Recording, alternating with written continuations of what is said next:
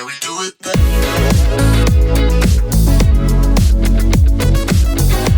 What is up, Cougar Central? Gosh, we are so excited to be back. Sorry it's been a minute. Please forgive us. We've had a little bit of crazy stuff. But you know what's also been crazy? The last year for BYU. Holy moly, ladies and gentlemen. Heck of a season by AJ DeBonsa and the rest of the BYU Cougars on the basketball court. Football getting snubbed in the playoffs. Disgusting. We don't talk about it. But then the redemption of the Pop-Tart Bowl. Satake almost gets stolen away. Then he's not. There's so many different things going on. We have a lot to talk about today. Now, of course, we can't talk about everything we've missed, but we're just excited to be back. Again, my name is Parker Glenn. I'm Connor. And so let's get right into it. First thing we want to talk about is the Summer League. Connor, you want to go and run us through the Summer League right now with all of our NBA prospects? Because right now we had the NBA draft, right, about 2 months ago now? About a month, yeah. And AJ got taken number 1 by the Washington Wizards. So he only played 2 games in the Summer League, and then they shut him down. But over those 2 games, he averaged 25 points, 7 rebounds, 2 assists, 2.5 steals, and 1.5 blocks. And first game, he debuted against the Jazz. Well, you know, the storyline there and everything with Darren Peterson. That's the game where he had 27 points. Second game, he had 23. So really the Wizards were like, we don't need to see anything more from you. We know what you can do. We're going to shut you down. So it's pretty much what we expected to see from AJ being the number 1 pick, and he showed what he did in college too. It's true. But then we got some other BYU Cougars like Kata. Yeah, Richie was drafted. He can't play because of his ACL, but Kata played for the Indiana Pacers, and he actually played pretty well. So in 16 minutes, he averaged 14 points, 7 rebounds, 2 steals, and 3 blocks. And he looked like the BYU Cougar of old. We didn't see that a ton last season during the basketball season. Well, that's the question is what happened? Because it's almost like today we were watching the World Cup final with Messi. He's just kind of walking around out there. It's kind of felt about Kata this last season. 2 years ago, killing it, just getting lobs like crazy, slamming them down. And it felt like seeing that again, watching him on the Pacers. Yeah, so I mean, he made a pretty good argument to get signed. We don't know if it will happen, though, because he is a center that can't really shoot, and he's undersized for the NBA. But we got that. And then finally, we got Yegor Dioman. He played in the Summer League again. Was excellent. 21 points, 3.7 rebounds, 4.3 assists, doing stuff like he normally does. He's going to look to take a step up again this season. Yeah. After he left BYU, all of a sudden he could shoot the 3 in the NBA. Yeah. So, I mean, things are looking up for him. But that's mainly how the Summer League's been going. The guys that went to BYU have been showing out, which is good to see. Yeah, I think it's proving a precedent that Kevin Young's trying to set there at the university. It's like, you come to BYU if you want to go to the NBA. This is NBA prep school right here. And it's proving itself, right? With Jaeger, with AJ, even with Kata. And I think that's where I see the difference, right? Because I think any university with enough money, right, could turn around a program with the right people. You get them all in, right, get the experience. You can make something like that happen. But for very, top-tier players. What we're seeing now with BYU, and I hope we continue to see this, especially next year. We have to watch the next couple of drafts, see what things pan out. But seeing Kata perform that way is this is the entire program. It's not just a couple select heads. It is everybody coming out. And I think we're going to see that with Richie as well, honestly, as he continues on. Yeah. Anything else you want to say on that? Well, yeah, Richie's just going to absolutely ball out. He fits with any team that would have drafted him. He's just this hustle guy, plays his heart out. He's going to be good. Probably going to be a bench player, but there's a chance where he could move up as a starter later in his career. So. I think there's a lot of growth with the Grizzlies right now, especially where he's at. It just kind of puts him in a really good location. Now, aside from all of that, there's been some other fun things happening this summer, specifically from our boy, Rob Wright III. Connor, take it away. Yeah, so I don't know what's going on in the Powder League, but he was in the Powder League yesterday, which will probably be a couple days from now when we release this, but he dropped 101 points in a game. Now, wow. you hear 101, you think, that's a lot. Think about it. Wilt Chamberlain holds the record with 100 points in an NBA game. That record hasn't been close to being touched by anyone. Rob Wright just casually in some league drops 101 points, where it's G League players, other collegiate players. It's all people trying to get to the next level. Yeah, it's not the G League, but it's a bunch of college players and high-level high school talent. So dropping 101 points is absolutely insane. I think it's the haircut. I don't know, man. Short hair Rob Wright, something changed right there. Like, he's on his, like, hero arc or his villain arc if you really want to see that. I mean, like, for heaven's sakes, 101 points, that's a villain on the court, respectfully. Yeah, it's insane. And I think he's just showing that. Kevin Young said this is Rob Wright's team. I think he's just showing that right now. He's like, guys, trust me, this is my team. Well, especially right now, right? They're putting him at point, and they're going to keep him at point, right? You have all these great players coming in, and this is something we talked about the other day. He facilitates the court really well. Now, his issue, and this is what I noticed, sometimes he gets a little ball heavy. He gets a little scared, and he likes to take over, right? Right. That being said, though, I think that is going to bounce out, especially with what we have coming up with this team right now. Because there's a lot of people that left, obviously, and so they got to replace that. Now, of course, we lose some people to the transfer portal, and I think I'm okay with a lot of the ones that we lost. Yeah, the only one I'm sad about losing is Kostic. Yeah. Everyone else I was honestly fine with leaving. Yeah, I agree, honestly. Like, everyone knows my beef with our boy, Kennard Davis. I've repented of that, I guess. I'm not supposed to have hate in my heart, but we need some help. And we got help now. We got some great help now. No offense, Kennard. But holy moly, bringing in Colin Chandler from Kentucky, stealing back Mark Pope's boy. I think it shows, a lot. It's a testament to the program. It really is. Also, we got a couple other guys coming into the program. Tyler Betsy is coming over from Syracuse. That's going to be a big deal. We have our boy Jake Walling coming over from Clemson. I'm thinking the orange. I'm like Syracuse orange, Clemson orange. We have a thing of the orange schools now, I guess. Orange and blue go together. And then they pulled Davidas Boyka. I think I'm saying that right. I'm not entirely sure. We'll figure out during the season if he pops off here, right? Comes from the Lithuania League. Connor, what are your thoughts on all this coming down? I really like the direction that they're going. Last season, you could kind of see like a culture shift. The people didn't know the culture of BYU. And Kevin Young knew that too. And what you also saw was they pulled a bunch of great shooters from Big Five schools, group of five schools. No. Now it's shifted to we're pulling shooters from Power 5 schools because it's going to translate to the Big 12. Like Maras, Kennard, Davis, just a bunch of the people that they brought in last year, it didn't translate. So they're making sure it's translating again, and they're bringing in people like Colin Chandler, who is committed to BYU. Jake Walling wanted to go to BYU. They're bringing in all these people that know the BYU culture and are going to be able to instill it in the team. Because last year you just had Richie and Baker. Both of them got hurt. The culture was kind of lost. So you're bringing a bunch of people that can actually sustain this team and do what Kevin Young wants, but also keep the BYU culture within the team. The fans are going to be able to fuel the team. They're going to be in lockstep with the fans because it's just they're all in one right now. Yeah, no, I agree. I think watching the team last year is like, this is different. Like, obviously like, having AJ out there to begin with, you're already looking at just a really great team. But what kind of made me sad, I'm not saying this isn't a race thing at all, but it's just like, it looked like a different team.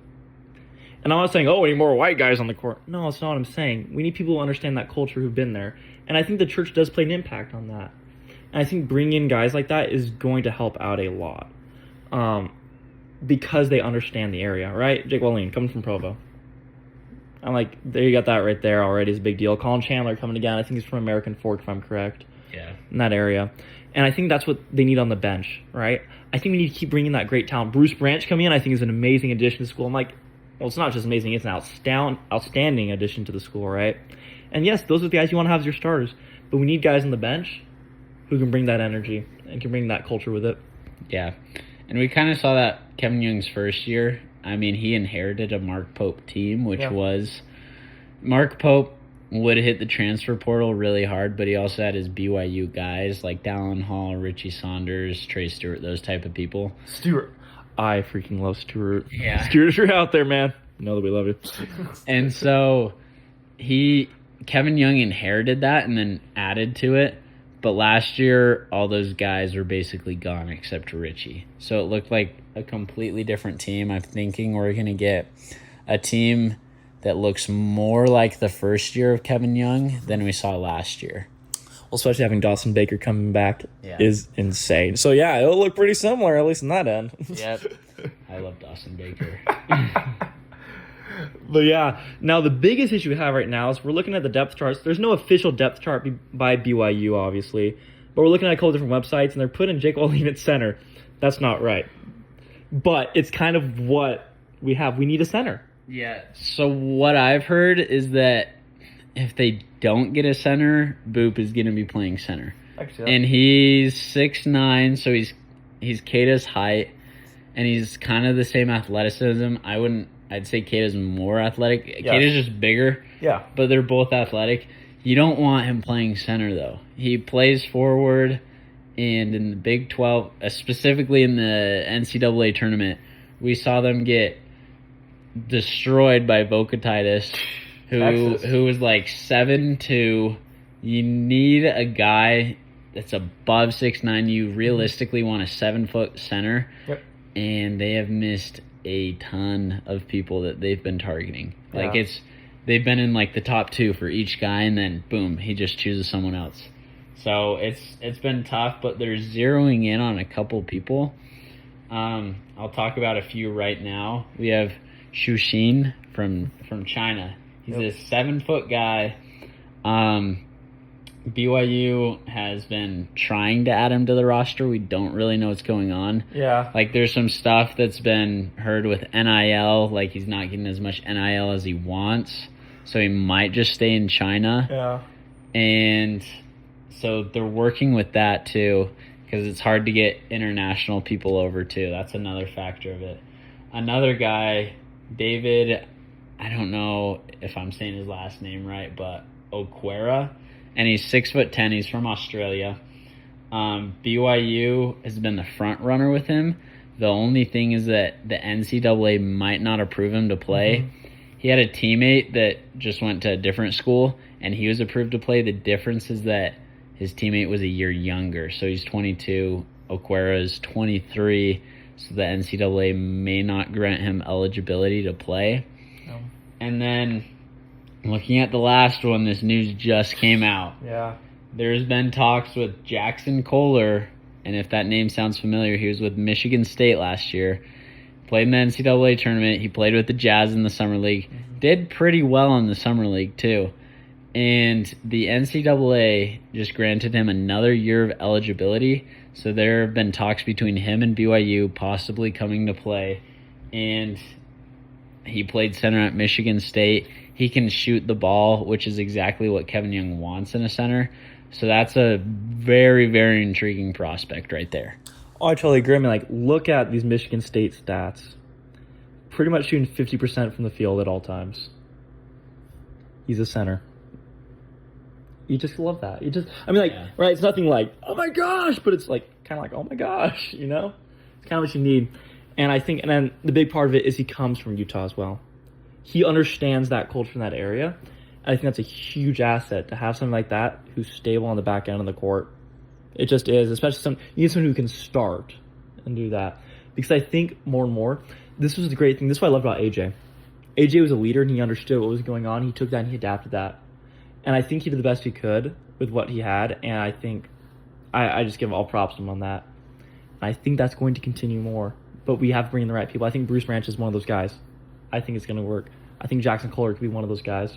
It just works. But it's whether it happens or not. There's just nothing you can say about it. It's just like either it happens or it doesn't. There's nothing else.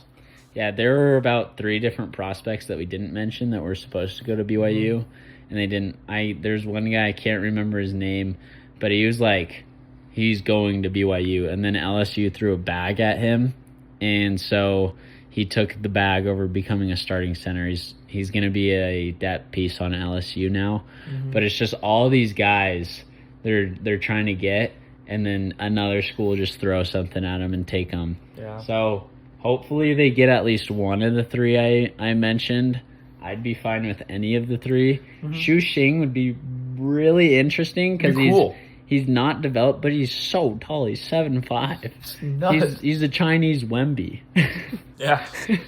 So, yeah, that's the problem with their center. They don't have one yet, but yeah, at least get one of these three guys. If we make it to August and there's still nothing, I'm going to be a little scared, though. Because then we're approaching the regular season in October, November-ish area. And, well, first of all, classes start at the end of August for BYU. You need them there when school starts. So if they don't have anyone announced by the end of July, I'm going to be pretty nervous that Boop is going to be playing center. Yeah. So that's where I'm at. You got to sign someone. And I think especially in the Big 12, you will fall apart. Yeah, you have to have that certainty. I think if I had to rank them all right now, I would put Shuxin just because I'm interested. I would love to see what happens there, especially with Kevin Young. I think there could be a lot of great development. Then I put Kohler because I think he fits well in the culture. And then I put Okwara. That's my ranking right now. So I think that'll be pretty good. Yeah, the Kohler would be good. The dude from Australia is also good because what we've heard is that he's what Kevin Young wants. He's a guy that can shoot and handle the ball. Yeah. So I'd probably put those guys above Shuxing, but it'd be really cool to see Shuxing just because there's a lot of potential that could happen with him. And this is the NBA development school. That's what it comes back to. It's like, yeah, you can pick him up, and there's nothing wrong with any of these picks, right? Just pick somebody at this point. Kevin Young, please, just take somebody. Like, somebody we'll take any of them. Yeah, you choose, brother. We support you. Just something. That being said, though, it just comes back to the arguments like they're producing NBA people. And so it's like, bring in the people who are going to kill it in the NBA. I think it's a really interesting prospect. We'll see what happens there, but a lot of great things come to basketball. Again, we got a couple of months before we get to that point.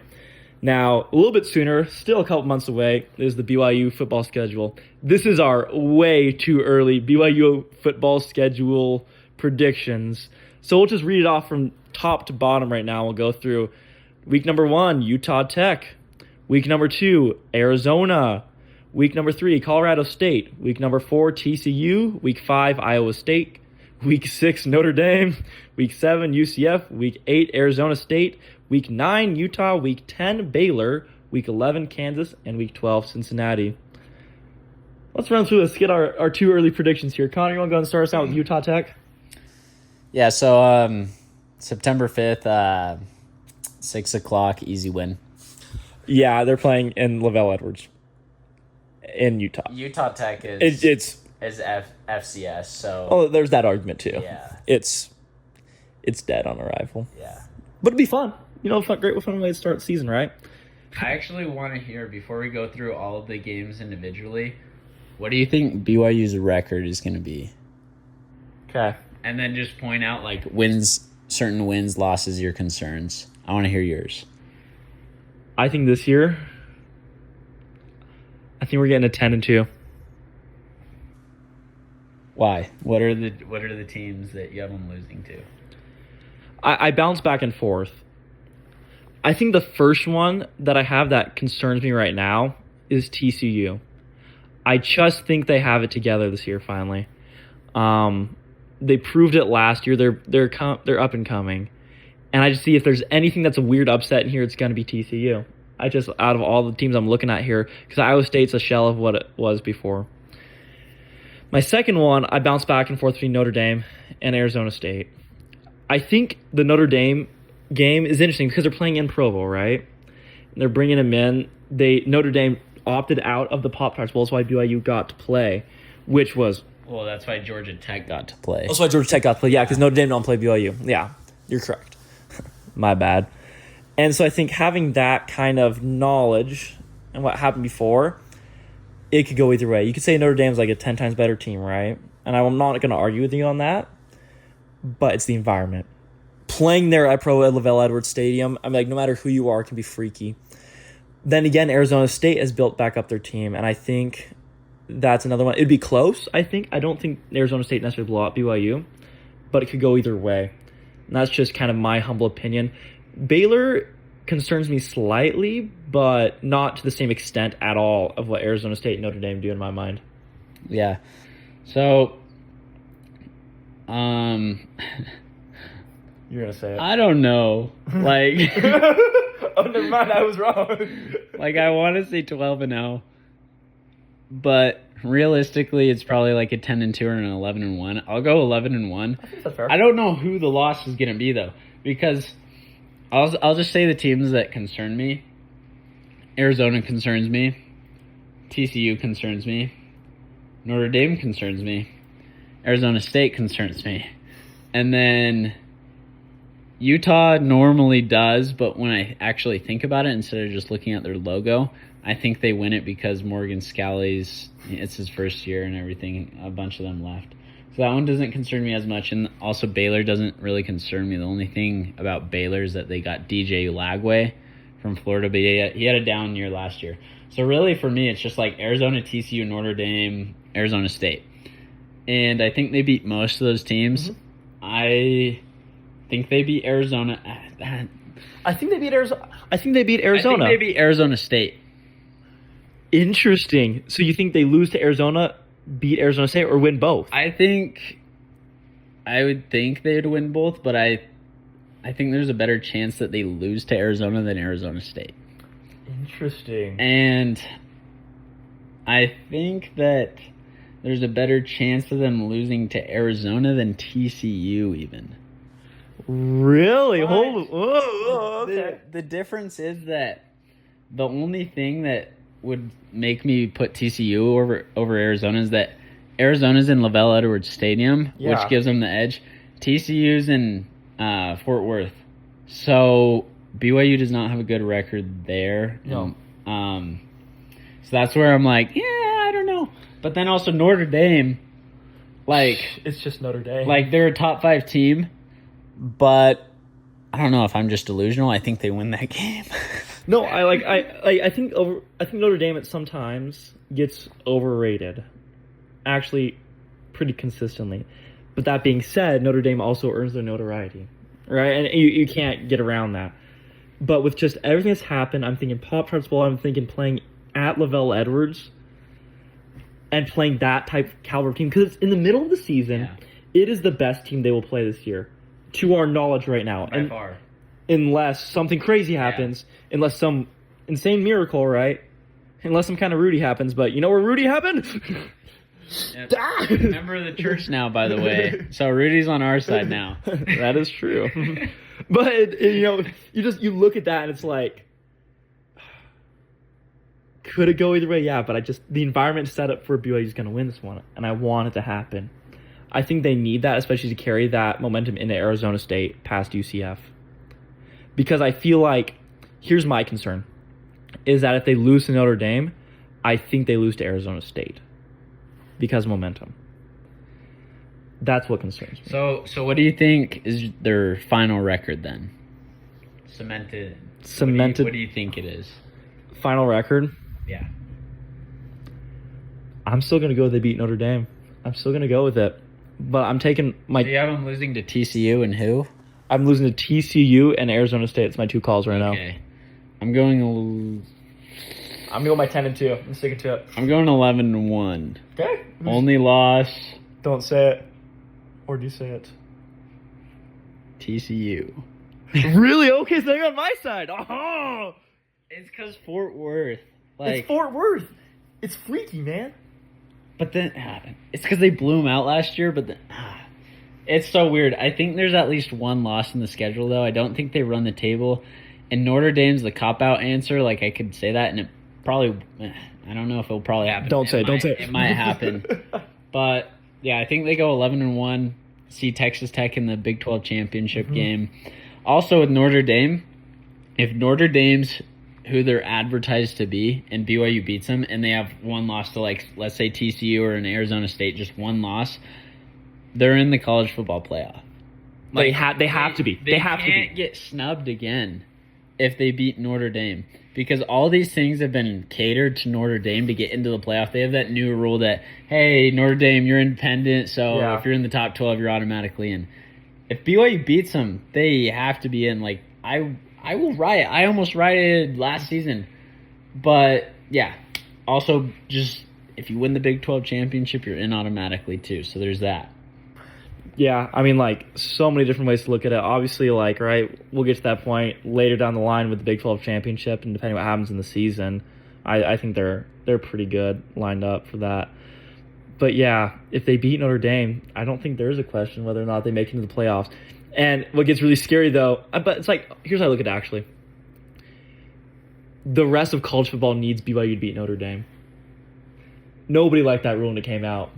When it was like, Notre Dame, you get in automatically in the top 12. Nobody liked that.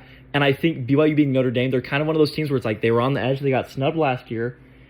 And I think it says a lot.